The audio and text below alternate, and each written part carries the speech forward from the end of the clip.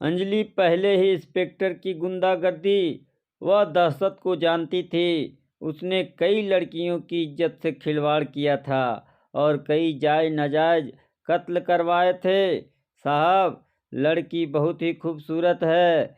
जिस्म की बनावट देखे, खिला हुआ ताज़ा गुलदाउदी है जनाब। रंग रूप कितना चढ़ा हुआ है जनाब। आप तो इस तरह की रसदार जिस्म वाली लड़कियां ही पसंद करते हो। जनाब उठा लें, फिर मौका नहीं मिलने वाला। जीप से थोड़ी दूर ही हवलदार की नज़र उस लड़की पर जा पड़ी थी। सूरज अंबर के घोंसले में जा छिपा था। रात खतरनाक रूप लेकर और गहरी होती जा रही थी।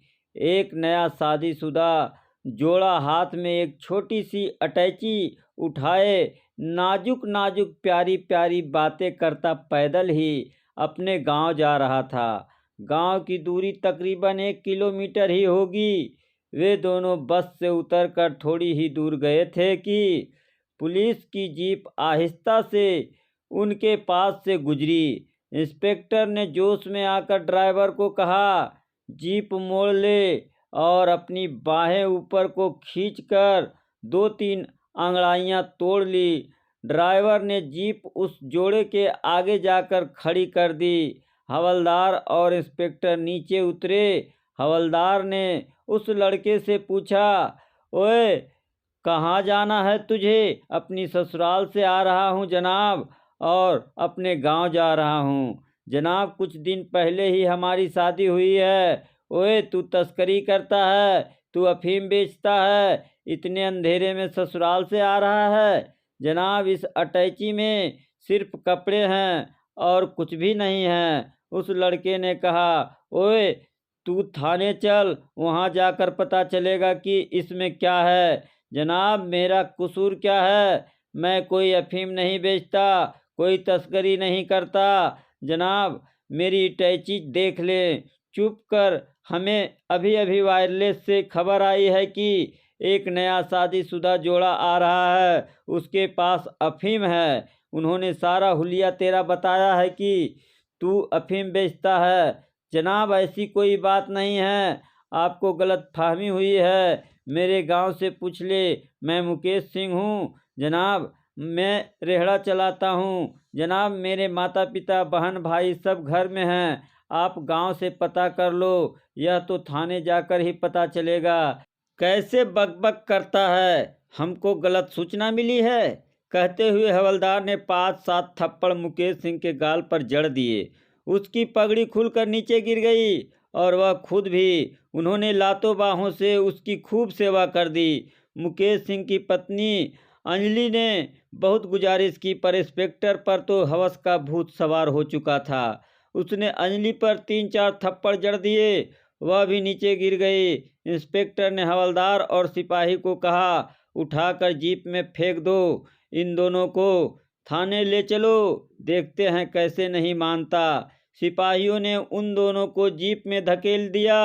अंजलि रो रो कर कह रही थी कि जनाब छोड़ दो हमें, हम बेकसूर हैं। पर सिपाही उनको गंदी गंदी गालियां निकाले जा रहे थे। थाने में ले जाकर इंस्पेक्टर ने दोनों को हवालात में बंद कर दिया। अंजलि का जूड़ा खुल चुका था, बाल बिखर चुके थे। उन दोनों का रो रो कर बुरा हाल हो गया था। इंस्पेक्टर ने हवलदार को तेज आवाज लगाकर कहा, बड़ा सा पैक बना कर ला। तकरीबन 55 साल के उस इंस्पेक्टर ने अपने सारे कपड़े ढीले कर लिए और गर्म लहू में उबलता हुआ टांगे पसार कर कुर्सी पर बैठ गया। हवलदार बड़ा पैक बनाकर ले आया और बोला, जनाब माल बहुत बढ़िया है, ताज़ा गुलकंद है जनाब, खींच दो जनाब, यह मौका बार बार नहीं मिलेगा जनाब। पहले माल से यह माल अलग ही है, ताज़ा तरीन है जनाब। इंस्पेक्टर ने अपनी मूछें अकड़ाकर एक ही सांस में पैग हलक के नीचे उतार लिया। उसकी आंखों के डोरे तंदूर की तरह तपने लगे। हवलदार ने कहा, जनाब एक पैग और ले आए। अभी नहीं, पहले उनकी तसल्ली तो करता हूँ। इंस्पेक्टर ने जाते ही मुकेश सिंह के बाल पकड़ लिए और चिल्लाया, कहा, तेरी टैची हुई जनाब, आपके पास ही है, उसमें कोई अफीम नहीं है। हवलदार ने अटैची में अफीम रख दी थी। जनाब, मैं बेकसूर हूँ, जाने दो जनाब, हमारे घर वाले इंतजार करते होंगे। अंजलि ने इंस्पेक्टर के पैर पकड़ लिए। उसने अंजलि का सुंदर मुखड़ा ऊपर उठाकर कामुकता से निहारा। जिस्म की गिलाइयां, उसका काले काले नैन और लाल लाल होठ देखकर इंस्पेक्टर के मुंह में पानी आ रहा था। पर इंस्पेक्टर के देखने की तरीका से अंजलि समझ गई थी कि कोई बुरा समय आने वाला है। इंस्पेक्टर ने मुकेश सिंह की बांध करके उल्टा लिटाकर खूब पिटाई लगाई। वह बेहोश हो गया। अंजलि रो रो कर मना कर रही थी। इंस्पेक्टर ने हवलदार को इशारा किया तो यह एक बड़ा पैग और कर ले आया। उसने एक सांस में ही गटागट पूरा अंदर उतार लिया। होठों पर लगे पैग को उल्टे हाथ से साफ करते हुए हवलदार को इशारे से हवलदार मुकेश सिंह को बेहोशी की हालत में तीर कर दूसरे कमरे में से अंजलि इंस्पेक्टर के पैर पकड़ रही थी। पर उस पर तो इश्क का भूत सवार था। उसको महकमे का कोई डर नहीं था। उसके हाथ बहुत लंबे थे। मिनिस्ट्री तक उसकी लगामें खुली थी और आंखों का फैलाव कानों को छू रहा था। इंस्पेक्टर ने नशे में कहा, तेरे जैसा मामला आता है पर माल तो कभी कभार ही मिला है। तेरे ऊपर केस नहीं डालूंगा, चिंता मत कर। तू किसी से बात मत करना। अगर किसी से बात की तो तेरे पति को जान से मरवा दूंगा। इंस्पेक्टर ने अंजलि के जबरदस्ती कपड़े उतार फेंके और अपनी हवस की आग बुझाने की कोशिश की, पर पकड़ धकड़ करने से आगे ना जा सका और शांत होकर अपने कमरे में चला गया। अंजलि अपनी इज्जत के टुकड़े टुकड़े समेटते हुए मुकेश सिंह के पास जाकर रोए का सही थी। मुकेश सिंह को पता जान गया था, पर क्या किया जा सकता था। अगले दिन मुकेश सिंह हवालात में या अंजलि को डरा धमका कर छोड़ दिया गया। इंस्पेक्टर ने अंजलि से कहा, अगर कोई भी बात जवान से बाहर निकाली तो तेरे पति को जेल में ही मरवा दूंगा, उस पर केस बनवा कर मार दूंगा। गांव में घर बाहर किसी से कोई बात मत करना। अगर जिंदगी चाहती है तो गांव में जाकर कहना कि इसके पास अफीम पकड़ी गई थी और पुलिस ने केस डालकर जेल भेज दिया है। अंजलि पहले ही इंस्पेक्टर की गुंडागर्दी व दहशत को जानती थी। उसने कई लड़कियों की इज्जत से खिलवाड़ किया था और कई जायज नाजायज कत्ल करवाए थे। अंजलि ने गांव में जाकर मुकेश सिंह के माता पिता और भाई बहनों को बताया कि मुकेश सिंह से अफीम पकड़ी गई है, यह जेल में बंद है। मुकेश सिंह के भाइयों ने उसकी जमानत करवाया भी, पर केस के दौरान उसको कुछ महीनों की सजा हो गई। वह सजा काट कर आ गया था। मुकेश सिंह और अंजलि दोनों घर के कमरे में बैठे चुपचाप उस दिन की सोचकर रो रहे थे। अंजलि पढ़ाई में बहुत होशियार थी। खूबसूरत जवान भरे बदन वाली गरीब घर की होने के चलते वह मुश्किल से 10वीं क्लास तक ही पढ़ पाई थी। मैट्रिक पास उसने फर्स्ट डिवीज़न में पास की थी। मुकेश सिंह ने भी 12वीं फर्स्ट डिवीज़न से पास की थी। बहुत पढ़ने लिखने में होशियार था, पर घर की तंगहाली के चलते यह आगे की पढ़ाई ना ही कर पाया था। मुकेश सिंह अपने इलाके में घोड़े वाला रेहड़ा चलाता था। यह पुश्तैनी धंधा था उसका। वह सरल स्वभाव के लड़का था।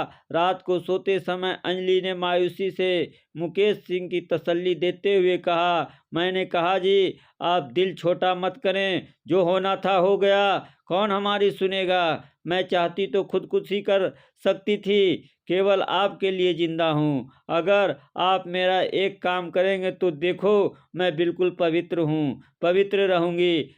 घर में पवित्र तभी हो सकती हूँ। मुकेश सिंह ने कहा, अंजलि तू बेकसूर है, मेरे लिए तो तू पवित्र ही है। तेरा बड़ा जिगरा है। अगर और कोई लड़की होती तो कब की खुदकुशी कर गई होती, पर तेरा जिगरा देखकर मुझे और ताकत मिली है। तू मुझे बता, मैं तेरी हर एक बात मानूंगा। सरदार जी, मुझे केवल एक ही मकसद है, इंस्पेक्टर का सिर चाहिए, जैसे भी हो, कैसे भी।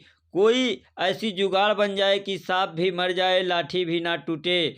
कड़क सिंह हमसे ज़्यादा नहीं पढ़ा लिखा, यह सिपाही से इंस्पेक्टर बना है, बेकसूर लड़कों को मार मार कर। मैं आपको एक तरकीब बताती हूँ। आप जेल में रहे सारे गांव को पता था कि आप बेकसूर हैं, पर क्या किया जा सकता था? कड़क सिंह से सारा इलाका डरता है, उसकी ओर कोई मुंह नहीं कर सकता। दिन बीतते गए, मुकेश सिंह ने सारा भेद अपने दिल में ही रखा, किसी से जिक्र ना ही किया। अंजलि और मुकेश सिंह ने कुछ दिनों के बाद एक योजना बना ली। इस योजना को अंजाम देने के लिए रास्ते शुरू कर दिए।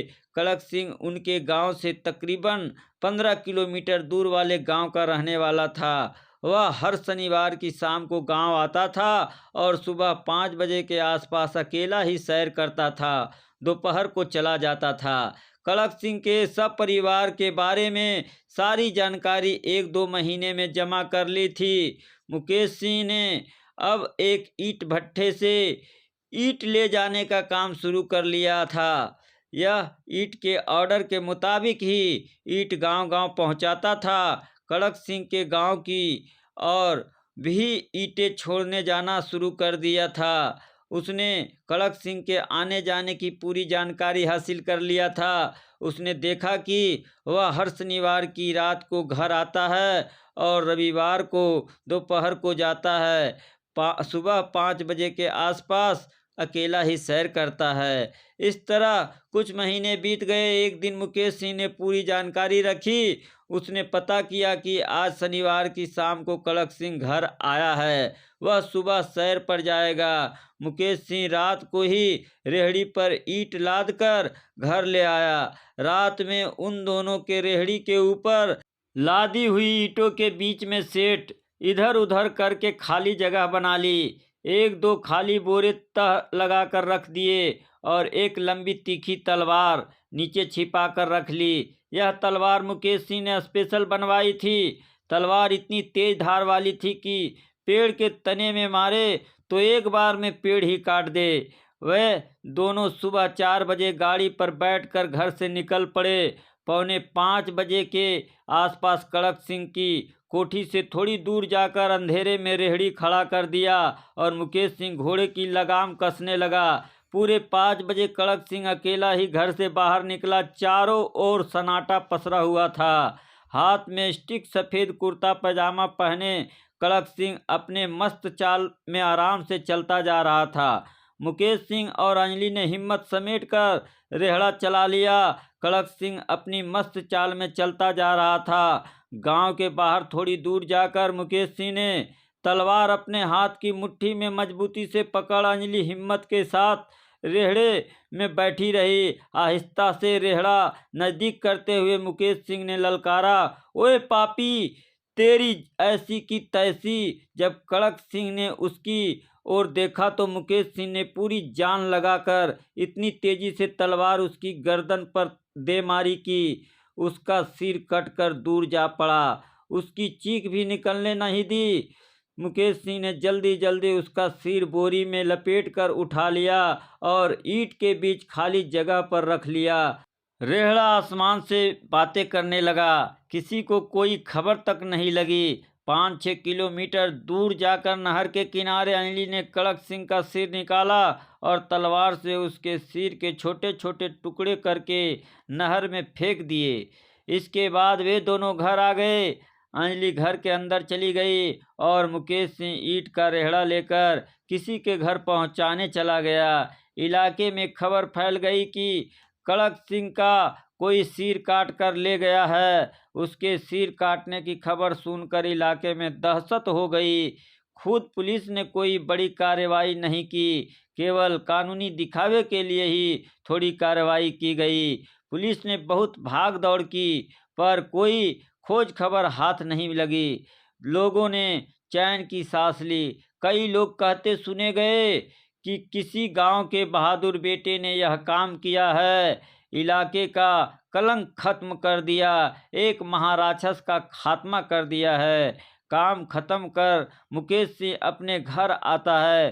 अंजलि नई नवेली दुल्हन सी सजी सबरी की काम कर रही थी। उसके दिल में कोई डर नहीं था। अब बेशक उसकी मौत भी आ जाए, कोई परवाह नहीं, बेशक फांसी ही क्यों ना हो जाए। अब उसके चेहरे पर अलग किस्म का मुस्कान।